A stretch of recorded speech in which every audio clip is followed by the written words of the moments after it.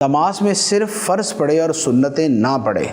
اس کا عمومی مفہوم تو یہ بنتا ہے کہ جیسے فجر کی نماز میں اس نے 2 فرض پڑھے لیکن 2 سنتیں چھوڑ دی،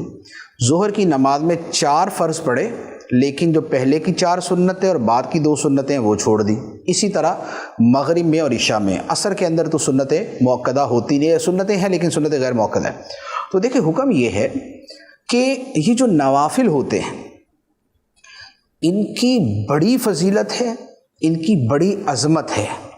اور قیامت کے دن اگر بندے کے فرضوں میں کچھ کمی رہ جائے گی، جیسے بھولے سے کسی آدمی نے بے وضو نماز پڑھ لی تھی، اس کو نہیں پتہ چلا، یا ناقص انداز کے اندر اس نے فرض پڑھے تھے، تو اللہ تعالیٰ ان سنتوں اور نوافل کے ذریعے اس کے فرضوں کی کمی پوری فرمائے گا۔ تو انہیں متممات اور مکملات کہا جاتا ہے کہ یہ فرائض کی تکمیل کرنے والی ہیں، یہ ان کو پورا کرنے والے ہیں۔ تو لہٰذا یہ سنتیں اور نوافل یہ بڑے اہم ہیں اور ان کے بڑے فضائل ہیں۔ احادیث طیبہ کے اندر یہ جیسے مثال کے طور پہ فجر کی سنتیں، اس کے بارے میں تو یہاں تک فرمایا گیا ہے کہ اگرچہ دشمن کے گھوڑے تم پہ حملہ بھی کر دیں تب بھی یہ سنتیں ادا کرو، فجر کی سنتیں۔ اور جو باقی سنتیں ہیں ان میں بھی اپنی اپنی ان کی فضیلتیں بیان کی گئی، اور نبی پاک صلی اللہ تعالیٰ علیہ وسلم کا وہ معمول تھی، حتیٰ کہ نبی پاک علیہ الصلوۃ والسلام سفر و حضر میں یہ سنتیں ادا فرماتے تھے۔ تو لہذا سنتیں اور نوافل ترک نہیں کرنے چاہیے۔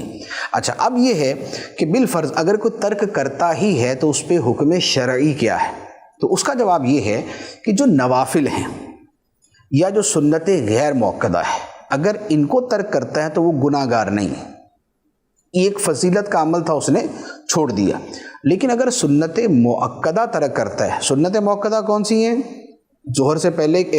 فجر سے پہلے کی 2، ظہر سے پہلے کی 4 اور ظہر کے بعد کی 2، مغرب کے بعد کی 2 اور عشاء کے بعد کی 2۔ تو یہ سنتیں جو ہیں یہ سنت مؤکدہ ہیں۔ اور جمعے کے اندر یہ ہوتا ہے کہ جمعے سے پہلے کی 4 اور جمعے کے بعد کی 4، وہ سنت مؤکدہ۔ تو اب اگر جو سنت مؤکدہ کا تارک ہے تو اس کے بارے میں حکم یہ ہے کہ اگر وہ ایک آدھ مرتبہ کبھی کبھار چھوڑ دی تو اس پر گناہ نہیں ہے۔ ہاں، اس سے پوچھا جائے گا کہ کیوں چھوڑی، یعنی کہ اس سے پوچھ گچھ ہوگی، سرزنش ہوگی، لیکن اس پر گناہ نہیں ہے۔ لیکن اگر سنت مؤکدہ کے ترک کی عادت بنا لے کہ بار بار چھوڑتا ہے تو یہ جو سنت مؤکدہ کا ترک ہے یہ گناہ ہے، پھر اس پر گناہ ہوگا، اور پھر گناہ جو ہے وہ بہرحال عذاب کے مستحق ہونے کا سبب بنتا ہے۔ البتہ اس میں ایک اور صورت بھی ہے، وہ فقہاء کرام نے جو بیان فرمائی ہے وہ بڑی سخت صورت ہے۔ وہ یہ ہے کہ جو بندہ سنتیں یہ سمجھ کے چھوڑتا ہے کہ یار ان کی کیا اہمیت ہے، تو اس پر فقہاء کرام نے کفر کا حکم دیا ہے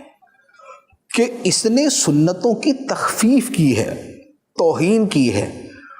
انہیں معمولی اور ہلکا سا سمجھا ہے، تو اس پر بڑا سخت حکم ہے۔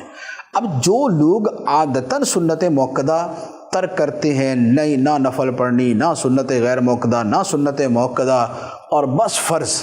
تو جو بالکل ہی ایسا معمول بنا لے تو ان کے بارے میں بڑا اندیشہ ہے کہ کہیں یہی وہ ہلکے پن والا اور یہ اس طرح کا ان کے دل کے اندر معنی و مفہوم نہ ہو کہ جس کے اوپر اتنا سخت حکم لگتا ہے۔ تو لہذا سنت ترک نہیں کرنی چاہیے، بلکہ یہ جو 12 سنت مؤکدہ ہیں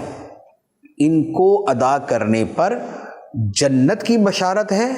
اور انہیں ترک کرنے پر شفاعت سے محرومی کی وعید ہے۔